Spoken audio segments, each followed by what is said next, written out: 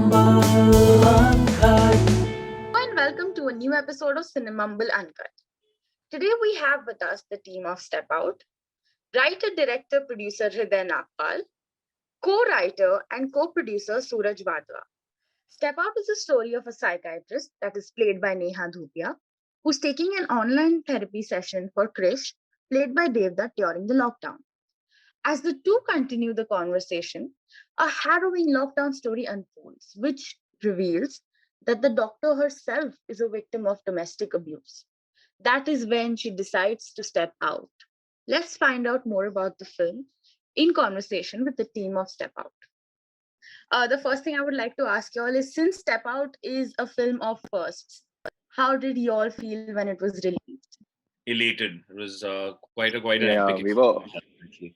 we were overjoyed actually because we've been looking forward to the release for a while, and when it finally happened, it was unreal. Like they actually messaged me, "Why is the sky still blue?" I thought the world is going to change because we were looking forward to it so much. So yeah, we were very happy when it was out there for everyone to see. How did you all manage to get Hotstar to release it? I think just having Neha on board really helps elevate things, you know. So I think just having her on board really got everyone excited and things like that's how everything came to be as. And I think Suraj, you can Yeah. add if you feel anything else, but I think Yeah, and I that's think Hotstar gave us a good reach as well. So basically, we did have options of going ahead with multiple other apps as well. But then we thought getting a brand on board as a Disney Hotstar with Neha would really give this film the kind of branding it deserved and would get the message out to a far wider reach, because these are the few apps that I guess everybody has on their phone, they'd be able to watch it. So then, yeah, it was a conscious decision for us to then go ahead with them as well. The next one, what was your inspiration behind the story and how did you manage to make it so relatable? so the germ of it came Um, actually from this conversation that I was having with the music producer on the film, and that it was nothing to do with the story, but more to do with his therapy sessions that were going on. And from that is where the germ came, and I called up Suraj quickly, and then Suraj also added a bit to it, and then we both like stretched it so out it was into actually this. very coincidental because he told me this, and just around those days, I was talking to this friend of mine who is a psychologist, and I generally would meet her before the lockdown in like how friends meet normally. And this time when I see her, she was in a complete get up. Because she consults with her clients online now during the lockdown. So I saw her and I was just like, "What's up? Why are you like all decked up?" And she was like, "I just got done with online therapy session." And started telling me about it. So then this idea started formulating that because they were telling me like let's do something relating to therapy. Okay, why not do something with a therapist's life, because they go through so much issues as well, so many things in their life as well. Can we show how heroes are suffering during this lockdown as well? Yeah, that was actually one of the So original. we try to kind of go into that direction, and then yeah, just one thing led to another. We thought, It was just it was a what are simple the thought. things we're What seeing happened? around us? What are the things we are observing? How can we put all of that together in the least possible time, in the most engaging manner? So yeah, the film went through multiple drafts, and then finally we had something that we were really happy with. Like we never care to think about what the caretaker is going through, you know. So that was Yeah, also a larger idea that sometimes when we have caretakers, whether it's a doctor, whether it's a nurse, whether it's an elder person that's taking care of you or a younger person that's taking care of you, you don't tend to think about what they are going through while you are suffering as well. So that yeah. is actually quite the where the germ came in, you know. I honestly think a lot of these stories are need to be told, and this is a really good step in that direction. And I really liked watching this because it is supposed to be amplified. How did you manage to get Neha ma'am and Dev sir on board? So I direct ad films as well, and I used to work for MTV, and I used to shoot their promos, and so she's a part of Roadies, right? So I shot the Roadies promo a couple of years ago, and I just happened to remember that I'd shot it. Otherwise, Suraj and me were planning to just send emails out to like different actresses and things like that, and try and wait for their these things. But then I Yeah. remember that I'd shot with Neha Dhupia, and she would be perfect for this. The moment we remember that, and like because also Neha has not And that was before like right now we are managed by Blink, but that back then, like this was around 6-7 months back, we didn't have any representation, and we were like, okay, how do we approach these people? So we did actually try to get in touch with a couple of people, and then we just suddenly obviously they mentioned that he knew Neha had worked with her, and that's when And he more got than in anything else, touch with her. She loved also the the idea concept. of Neha being casted in this role was really important, because I feel like she has never Yeah. been seen in something in an avatar like this. And I think that was what kind of pushed us and said that this actually might be the perfect casting, because it's not technically the perfect casting. And that's when I called her up, and in a matter of 3 minutes of the narration, she was on board, and that also blew me away completely. So that was exciting.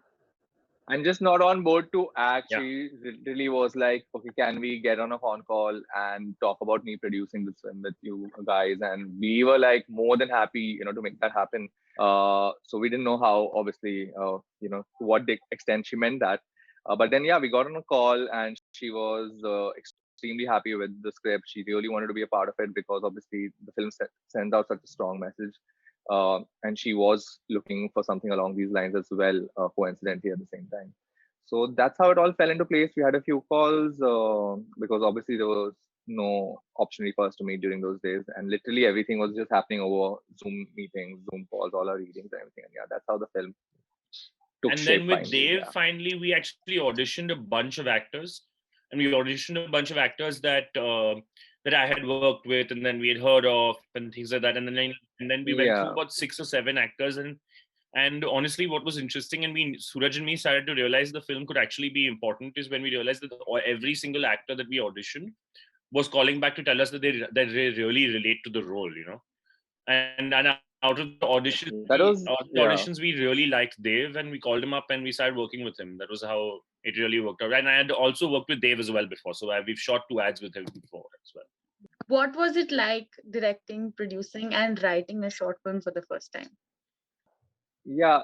So then I've had some experience in this zone a few years back. And I think we've only learned from the things that we have attempted in the past. And it was interesting because we have been writing long form content, like a couple of web series and digital films. So this was something different. It was obviously that when we started writing, everything tends to go a lot longer. So it was like a constant exercise in how do we shorten it? How do we not let this, be more than it is necessary. Also in terms of not only writing, this time we were producing, it was also important that how do we keep this as tight as possible. Even in terms of locations, we were like, do we go even outside? Because it was during lockdown. We had a very limited crew, very tight, like shoestring resources. So there were a lot of calls we had to take even at the writing stage. That okay, if we are going to make this, then there's no way we will be able to, show anything that is extravagant or that something that we'll not be able to pull off in this situation. So it was constrained, but at the same time it was challenging, and it gave us an opportunity to come out with this product. So that was the best part, that we were like, okay, this is what we can do. What is the best we can come up with in this limited zone that we are in? So it was pretty good that way. Yeah. And also, what was nice about it was the fact that getting my crews together that I normally work with on paid projects for ad films and things like that, and then getting them all to like finally come together to work on a narrative piece, which all of them really want to do, because like most of the people in the ad world don't want to. Most of them want to become filmmakers, So when given the opportunity, no one took their fee. Everybody came on board for free. So that was a really, really exciting and it was a great experience, honestly, and energy filled experience on some level, working with everybody who's just there for the product, just there for. And they were passionate about it. Like, it was always like the monies will be discussed, the everything will like something we'll figure it out.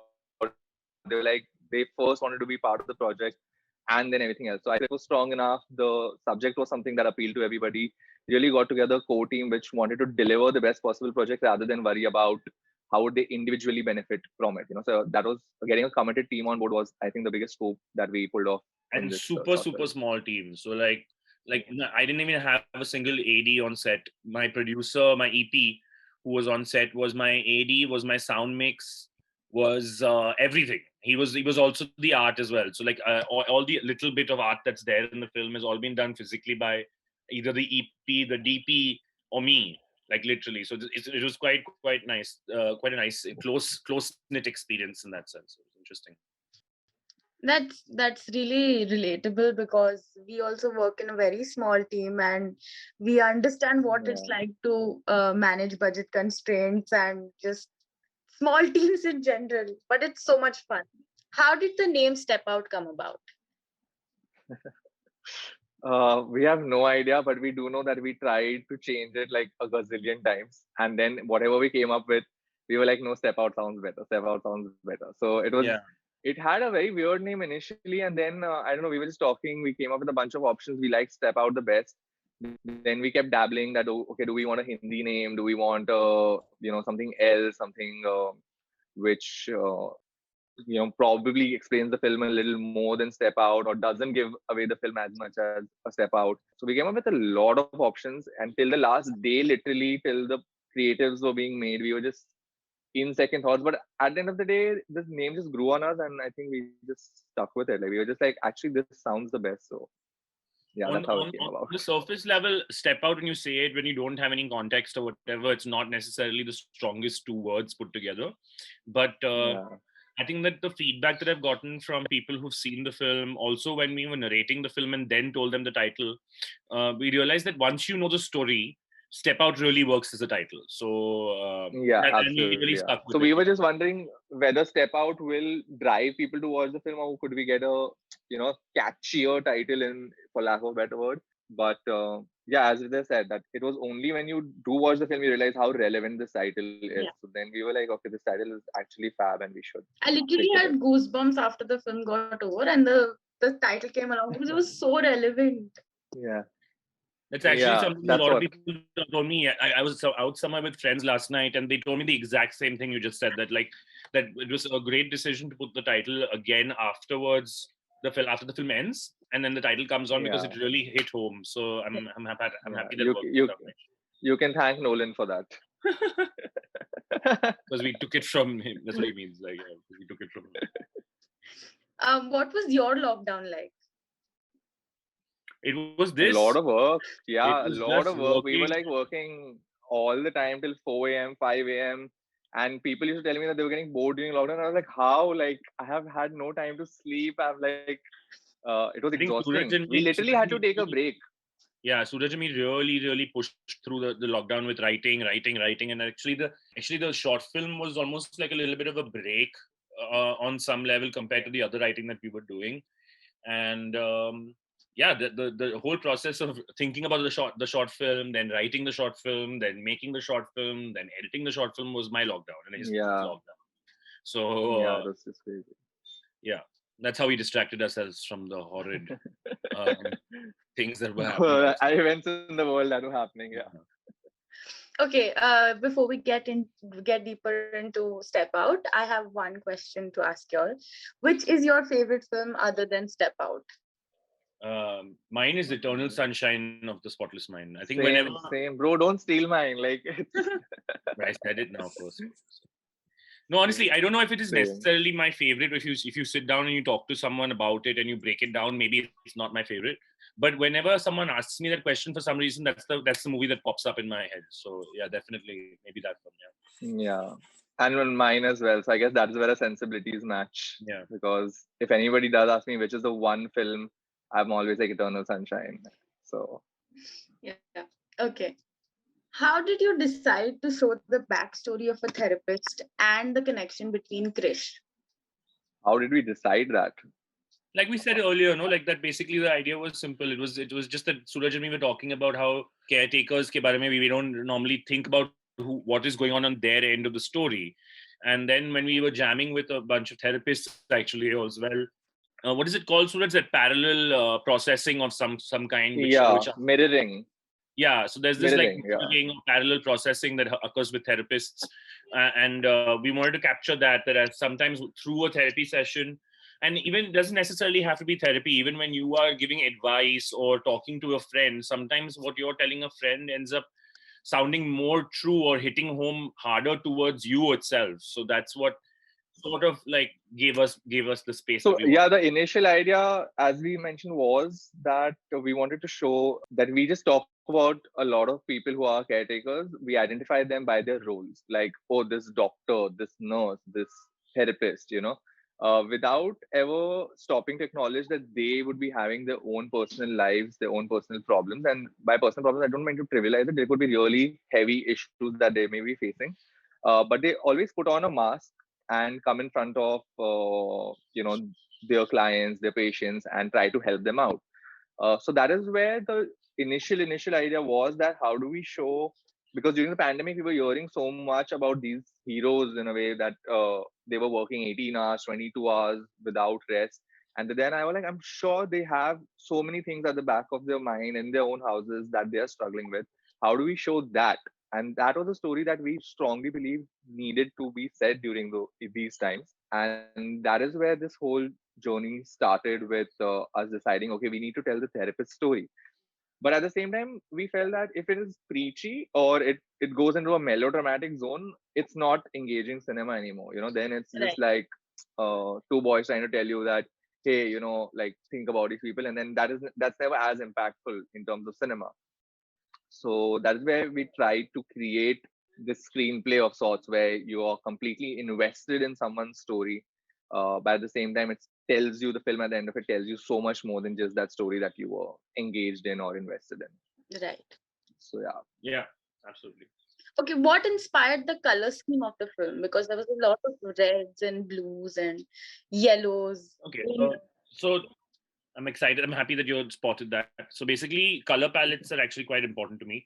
And with this film, on a script level, we had put down the fact that we wanted this light and dark play that is happening between the two characters, just to show a certain level of distinct difference between the two, and not necessarily and to show you that there could be, like, when normally when you see someone and it's like darkly lit around them, you tend to think that they are the one that is in the wrong, or they are the one that is in the darker space of things. So what we did was we flipped that. We made the story feel darker around Dev and brighter around Neha, when actually Neha's story was far darker than the other one. I mean, not saying that one is darker than the other, but like, you get my point with the twist that happens over there. So more than the color choices of red, purple, or blue that you saw in that space, because a lot of that was also determined by the low budget that we had. But I think it was more about the dark and the light, the play of dark and light that we wanted to do. And it was actually, I'd made this deck before the shoot as well, and it was all there. So that's actually one thing I'm quite happy with, because it's, if you see that deck and you see the film, it's pretty much the same. So Yeah, that was, I think, the best compliment that we got was that, like, initially, like, when we had just come up with this idea and I narrated it to a couple of my friends, and the entire filmmaking process, getting Neha on board, reworking parts of the script, and like, shooting it, everything. The final product that people saw after hearing the narration 6 months earlier was like, this film is exactly how you mentioned it, with every link. So because what happens sometimes in the filmmaking process, a lot of things get lost, and you tend to go a little off from what you actually started out to do. So this film, I think Hridaye and I, the way we saw it from the first day, that this is how we wanted to be. Wanted to be a thriller from the first scene. This is how we wanted things to move. It all, like, shaped up that way. So the deck, everything was like building up on that vision, and it all kind of came together in a straight line, thankfully for us. How long was the process of filming this? 3 days of shoot. 3 days of shoot. And the pre-production and post-production? Pre-production was about 2 weeks, but it was spread out because of dates and things like that. It was about 2 weeks, and there was a lot of, like, Zoom meetings that we had. There were readings on Zoom. Working with Neha while she was trying to balance out, like, dealing with her child and other work, and then there was readings with Dave.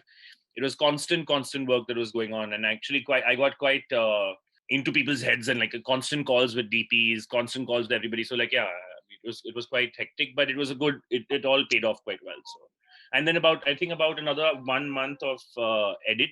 I think one edit, post, music, everything took about 1 month to do after the film got done. Yeah. Because also because you have to also work around people's time, right? Because it's at the end of the day a passion project, so not like I can hold them to a time and a date and all that stuff. So that was why it's a little longer. Plus, we were juggling multiple projects, so it was like just trying to make it happen in the middle of everything. So, considering that it was a one location shoot, how did you manage to get so many angles at once? And how is it like? How was it like working on a single location? So the only way we got it was Jugaad. I mean, there are lots of ways. I mean, like there are multiple angles which are not necessarily the correct axis that it looks like on the camera, on the screen, but we made it look like that. And that's pretty much it. That's you have to embrace Jugaad at these points in times, like for example, where the wife beater that is there, and the background at which he's standing on, when you see the shot that he's when he pushes her versus the close up that's there, the backgrounds are completely different. When like there are multiple things like this. Now I don't even remember it, but like you have to just do Jugaad and hope that the audience is looking at the point at which you want them to look at and not at everything else. And that has worked out. And I mean, because our location was tiny, and that was the challenge. And but I mean, at the end of the day, we got the location from a friend of ours, and she was a blast to work with on set. I mean, Chandni, who's also done the costume for Dev, gave us her home. And normally when a person gives you their home for shoot, they're extremely anxious about, oh, don't put the camera there, or oh, you're going to break that. And she was just like, she gave us the keys to the kingdom and said, do whatever you want, like, and she was helpful as well. So that really helped, that we were in this one location, but we had complete freedom to do whatever we wanted and keep the camera wherever we wanted. So that really helped, actually. And also, as I said, an overtly enthu team that was ready to do anything and experiment with anything, along with Neha being super supportive. That's what really helped. That with all these constraints as we mentioned, all these people and all their effort and their passion is what made us jump that hurdle of being such a constrained location. Was the set design also intentional with the color schemes? Yeah. So I mean, so I tell you what. So if to be very honest, the set design we could have gotten to have, according to me, much better if we had a team with us that was devoted to like the art team, right? No, but we didn't, and we didn't have the budget for it. I would have liked to paint Dave's walls differently, and that was the plan, to have darker colors on Dave's walls as well. But we didn't have the money to do a repainting job or a painting job on that room. So that's why we just threw the colored light over there, and that's what created that sort of a vibe that is slightly different from Neha's room. As I said, you have to embrace Jugaad.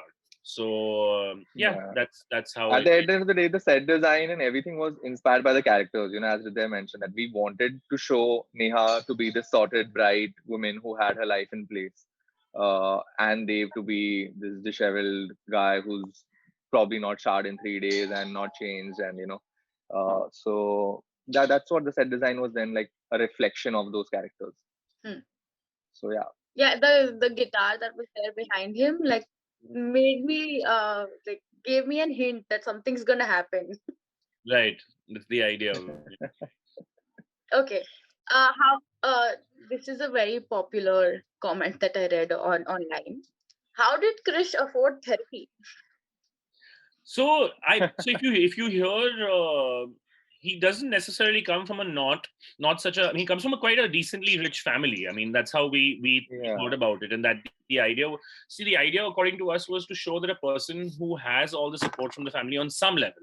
I mean, his father does not let him do the things that he wants to do, but his father is giving him a roof over his head. His father is giving him food every day. His father is giving him, he's got his own room. Some sort of sustenance money, Yeah, I mean, and I think that is the intent that came across, because something this is we have noticed a lot in, like, at least today's generation, the millennials, that when you're dependent on your family, there are a lot of constraints that you have as well. So there is a line in the film which says that just because they feed me, they think they can control me. So he is getting his resources from the family, which obviously he's using for therapy and the things that he want to. But at the end of the day, he's just not managing to be independent, which is the cause of friction with his own self and with his family. So, I think pretty much answers that question. Yeah.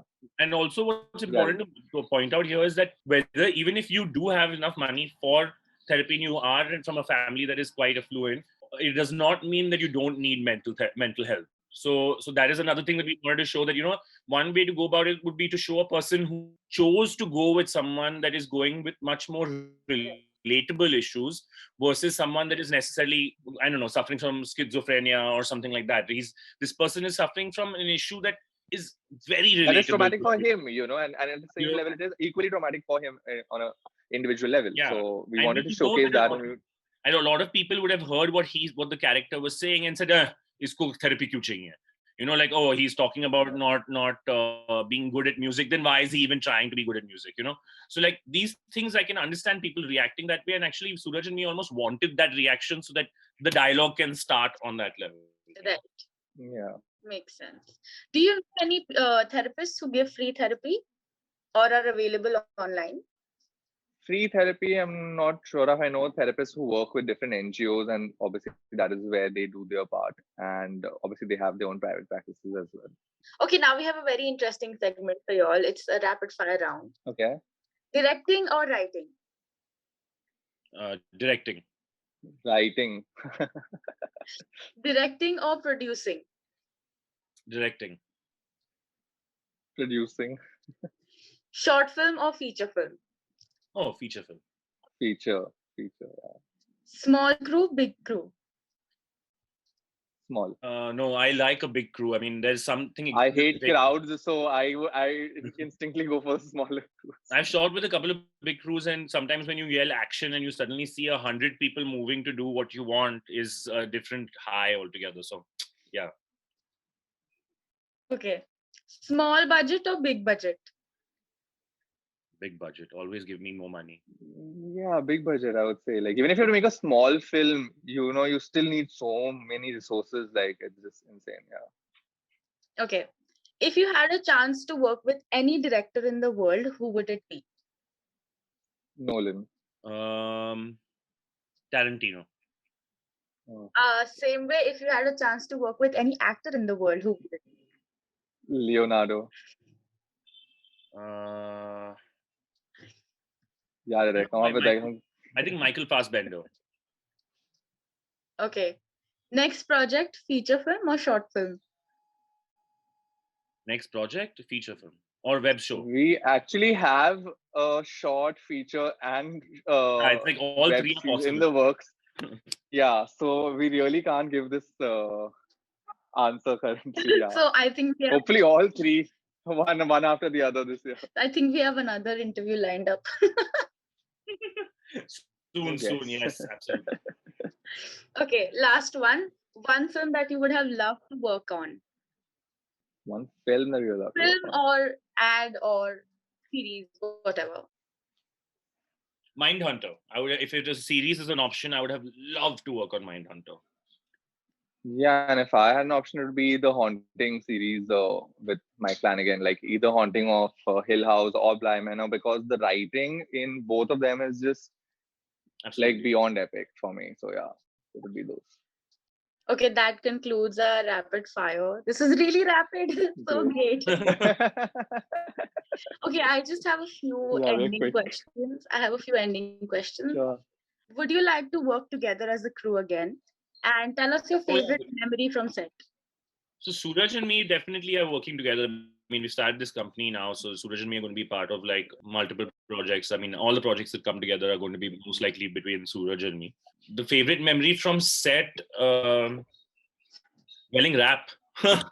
Always is the favorite memory one, because you get so tired and you get so mentally drained by the end of it that yelling rap has this weird and also yelling action on the first shot. Those are normally the most happy moments that are there on set. Yeah. Okay. What advice would you like to give to the filmmakers or actors that are just starting out in the industry? Take your phone and make something. Don't wait for someone to cast. Don't wait for someone to give you a random. Just start making something, even if it is with your friends or zero budget thing. Like just go for it. Make something. Yeah.